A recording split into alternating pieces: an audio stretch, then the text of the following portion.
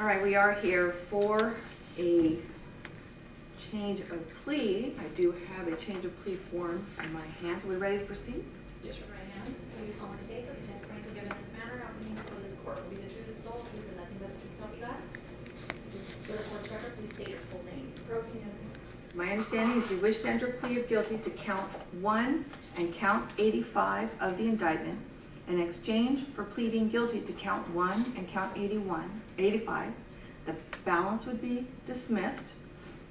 There'd be no opposition to local time, meaning a grant of probation. And you see the other conditions of the plea agreement. No objection to reduction to a misdemeanor at the close of probation, assuming probation is successful. It's the ability to argue for 8.4. All right. And that would be at the close of probation, which is generally a 3-year term. Correct. Probation to the court, the summary probation to the court.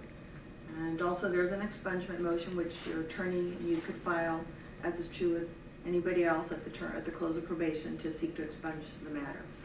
So is that your understanding of the agreement? Yes, ma'am. Prior to initialing and signing this form, thoroughly discuss with your attorney all your options for today. Yes. You understand by pleading guilty that you're going to be giving up certain constitutional rights, including the right to a speedy and public trial by jury, the right to confront, cross-examine the witnesses against you, the right to remain silent, and the right to present evidence on your behalf. By pleading guilty, do you understand that you're giving up these rights? Yes, I do. You understand the maximum punishment you can receive as a result of your plea is 3 years, 6 months, $10,000 fine, and 3 years on parole. Do you understand that, ma'am? Yes, ma'am.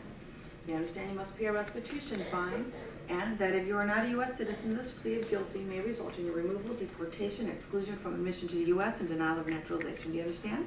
Yes, I do. And finally, do you understand the other possible consequences, and that'd be those that are circled on page 2 of your change of plea form. For example, this could be priorable, meaning would be used as a prison prior or increased punishment for any future offense. Do you understand? Yes, ma'am. So understanding that all the possible consequences, I'll direct your attention back again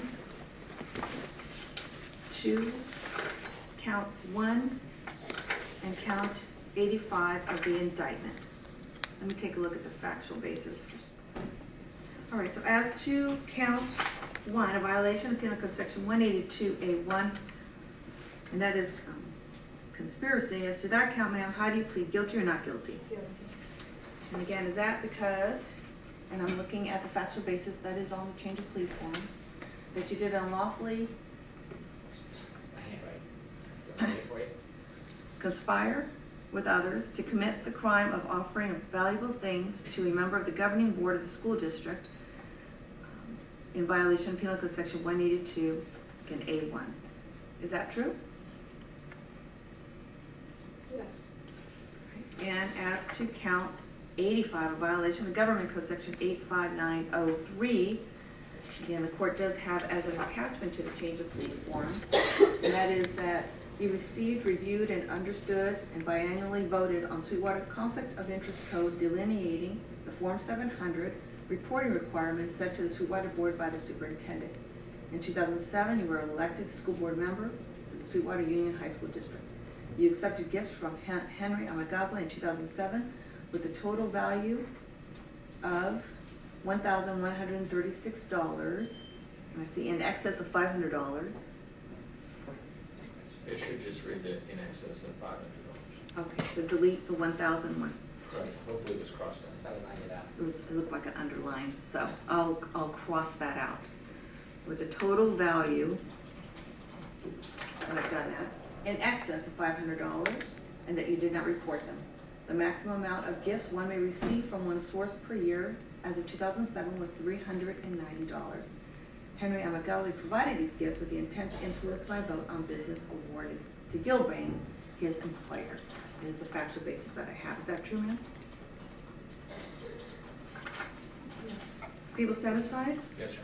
And counsel, you join in the waiver of current plea today? I do. All right, the court finds the defendant has knowingly, intelligently, and voluntarily waived her constitutional rights with an understanding of the nature of the charges pending as well as the consequences of the plea. The court finds there is a factual basis for the plea, accepts the plea, and will find the defendant guilty.